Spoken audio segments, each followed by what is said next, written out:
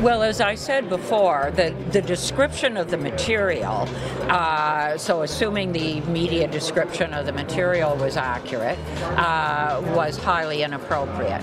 So I am very pleased that the material has been removed. I'm surprised she knew back then that the material had been removed. That's Liz Sandals, Ontario's education minister, the woman that doesn't read everything, anything, curriculum that she approves. Look, we've been telling you for a long time about this teacher in Toronto that shoved really inappropriate material into a grade 7 classroom. Young kids. And it was material aimed for gay bars. Even that's what the people that made it said it was.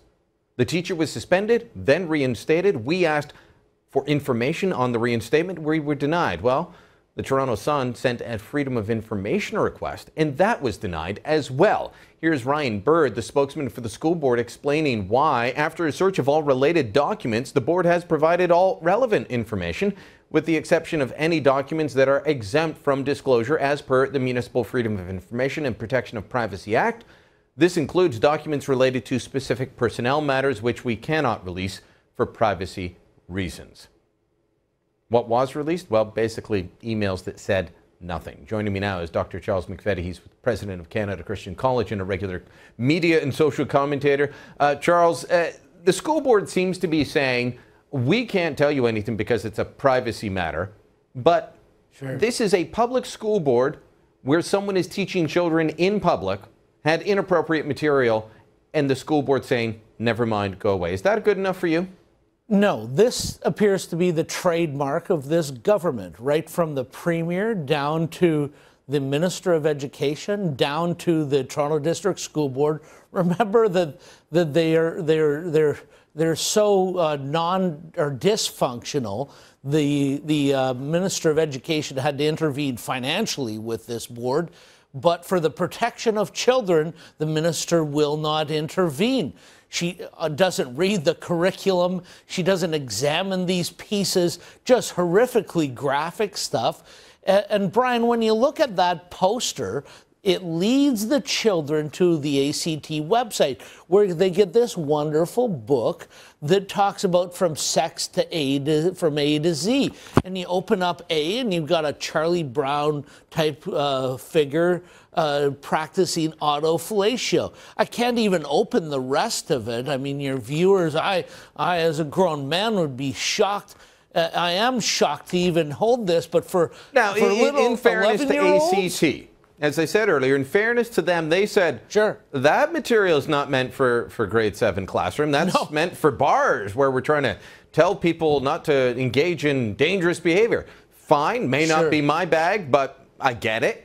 But it shouldn't be in classrooms. The school board, though, the school board seems to be willing to say, everything's fine, just move along, move along. Well, that's my point, is that the Minister of Education and the Toronto District School Board refuse to take ownership. They refuse to be accountable for our children and protect our children. This graphic, explicit sexual material does not belong in classrooms with little 10 and 11-year-old boys and girls.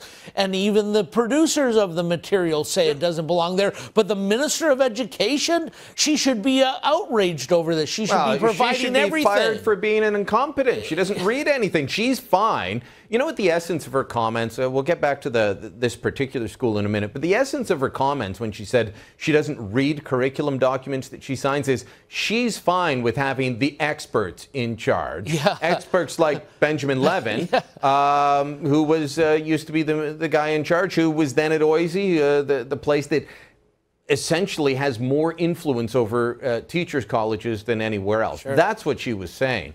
But the school board, when this story broke, lots of people said this teacher should be fired. You know what? I'm not always one to say someone should be fired over everything. But I think that in a public situation like this, we are at least owed an explanation. Was there disciplinary action? The board says they can't tell us. Did the teacher have an explanation that they provided to the board? The board will simply say they can't tell us. At what point did this become a private club that owes no answers to parents. Sure, and this seems to be a pattern with the gas plant issue, with the e-health, and the numerous other scandals. It's always that they don't know anything about anything, and they refuse even a Freedom of Information Act request, which is the law. But there's no accountability to protect our children from things like this. And this teacher, this was not some small indiscretion. I mean, everybody can make a mistake. This was up for over 7 months. This is graphic, explicit material for very young children, and there needs to be an explanation to parents whom this teacher is now teaching. What do you say to parents for, we got about a minute left, what do you say to parents in terms of how they can fight back? I mean, we can't all put our kids in private school. We can't all homeschool for various reasons. Lots of people, for various reasons, need to use one of the public school systems out there, but they seem to be falling apart, and they're run by people that think that they're our co-parents. So what's a real parent to do? Our teachers need to be surveilled by parents. We need to know what's happening in the classroom. That's why we have the website stopcorruptingchildren.ca. You can sign a petition, but you can also go out on Thursday and vote for accountability, not for this type of unaccountable, I see nothing, know nothing, and do nothing. All right, Charles, great talking to you. We'll chat again soon. Thank you, Brian. Charles McCready from Canada Christian College. Share your thoughts on Facebook, facebook.com. Just punch in my name or byline. You'll find us. Make sure that you share our stories to help spread the word.